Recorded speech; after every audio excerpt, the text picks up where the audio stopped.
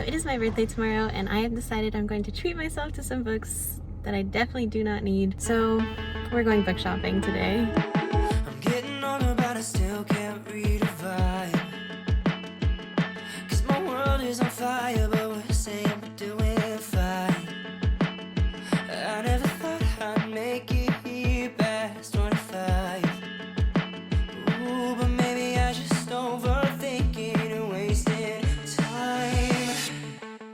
'Cause I don't wanna know if I'm better off alone. I'm so happy when I'm sad, I make it up to deal.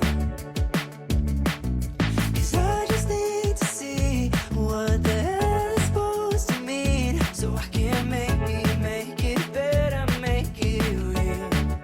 That's just how I feel. I think it over, but I can't convince myself. Corporation got a stake in mental health. Stepping over stars to the colored lights. Is the whole world gray, or am I too blind to the fact that I just make it harder whenever I say that it's not? Maybe I'm being stupid for being a martyr. Maybe it's time that I stop.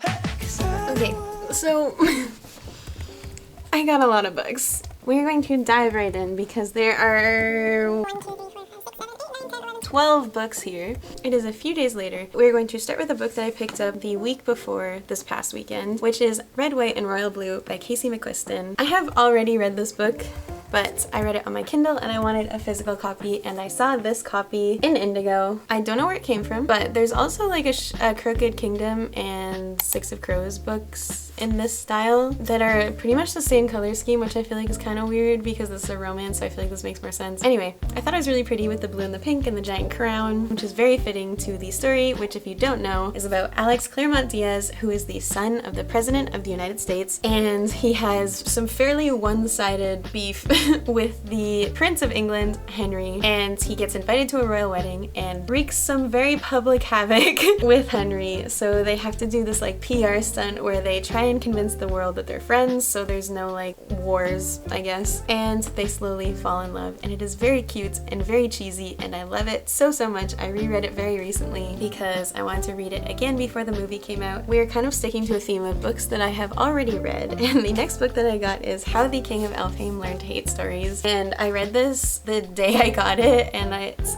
pretty short. It's like 100 pages, so I read it in a couple hours. I've been wanting this for a really long time because it is kind of a novella in the Cruel Prince series, and it is such a beautiful book. The illustrations in this are crazy, like they're just so gorgeous, and it was so much fun to look through all of them. It was also really fun to read because it's kind of structured like a fairy tale, and each page kind of opens up with this like really dramatic, I don't know what this is called, which, you know, the one big letter. I feel like I should know that because I am a graphic designer, but I don't know what it is, but I like it. And this is basically a bunch of short stories about Cardan throughout his life, and there's some stories of him as a kid and some stories of him in June after the events of the Cruel Prince series, and it was just really interesting to get more insight into his character. I'm very happy I have this. It is by far the most beautiful book I own, and I want to display it, but I don't know how, so if you have any ideas, please let me know. The next book I got, once again, books I've already read, is Beach Read by Emily Henry. I read this like a year and a half ago, and I've been really wanting to reread it this summer. I've seen a ton of people rereading it, and it just made me want it. So I thought I would get a physical copy so that I can annotate it when I reread it, and my goal is to slowly accumulate all of Emily Henry's books in physical copies because she is probably my favorite romance author. If you don't know what this is about, it follows Gus and January, who are both writers, and they end up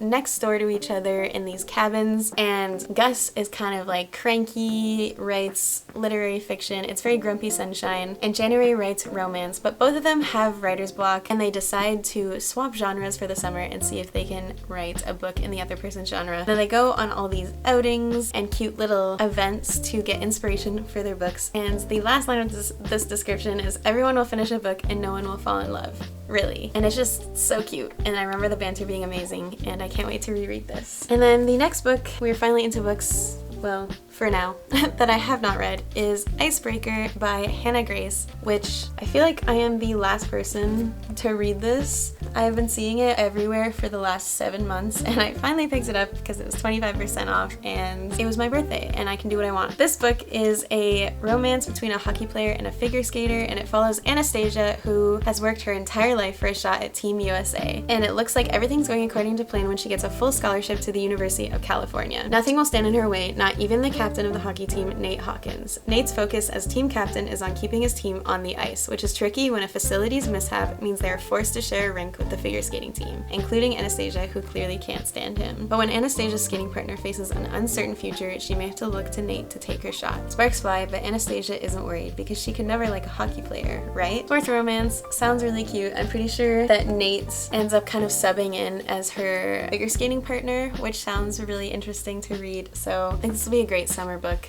and I'm very excited about it. And then I picked up Mr. Wrong Number by Lynn Painter. I read Better Than the Movies a couple months ago, and I have been meaning to pick up one of her adult romances for a very long time. I literally went to another bookstore to get this because there was no copies in stock in the one that I went to, and the second one I went to had one copy, and this is it. So this book is about Olivia Marshall, who bad luck has always followed. But when a "what are you wearing" text from a random number turns into the hottest, most entertaining, albeit anonymous, relationship of her life, she thinks things might be on the upswing. Colin Beck has always considered Olivia his best friend's annoying little sister, but when she moves in with them after one of her worst runs of luck, he realizes she's become an altogether different and sexier distraction. He's sure he can keep his distance until the moment he discovers she's the irresistible Miss Style he's been sort of sexting for weeks. Now he has to decide whether to turn up the heat or ghost her before things get messy. So it's brother's best friend trope, and I've heard that the writing and the banter in this is incredible and really fast-paced and just super cute. I already know that I love Lynn Painter's writing style, so this is also one I can't wait to read this summer. Next book I got, and this is the last book that I picked up on the weekend, is The Only One Left by Riley Sager.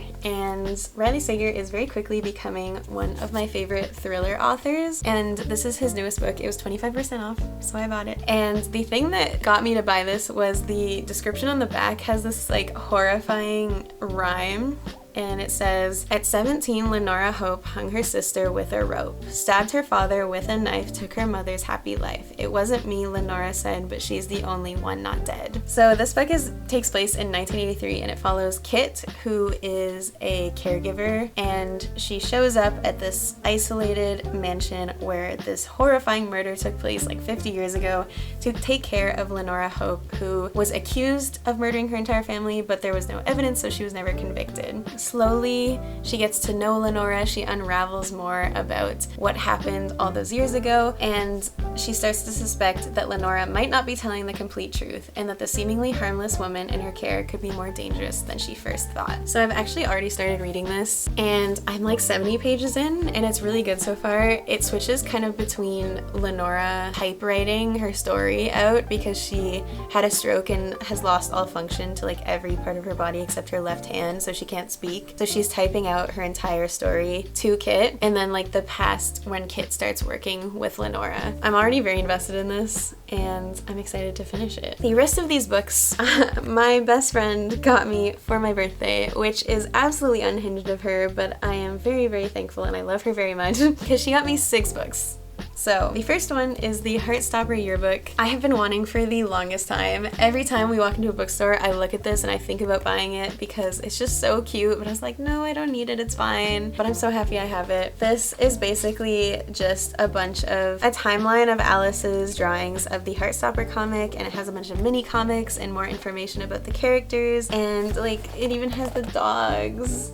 And everything's in full color, and it's just so cute and so beautiful, and I can't wait to look through this in more detail. I already did the Are You More Nick or More Charlie quiz, and I got Nick, in case anybody was wondering. And then The last 5 books are a series, and that is the ACOTAR series, which I have read. I read them like a year and a half ago, and I read them all on my Kindle, and I love the series. It's one of my favorite series. It really got me back into reading, and specifically reading fantasy, and so I have been wanting the physical copies of this series for the longest time so that I can reread them and annotate them and just have them on my shelf, because like they're so pretty. They're so pretty together. I love the neon colors and I cannot wait to reread them. If you don't know what this series is about, which you probably do, but just in case, this follows Feyre, who accidentally kills a fey wolf in her woods, and a terrifying creature arrives to demand retribution.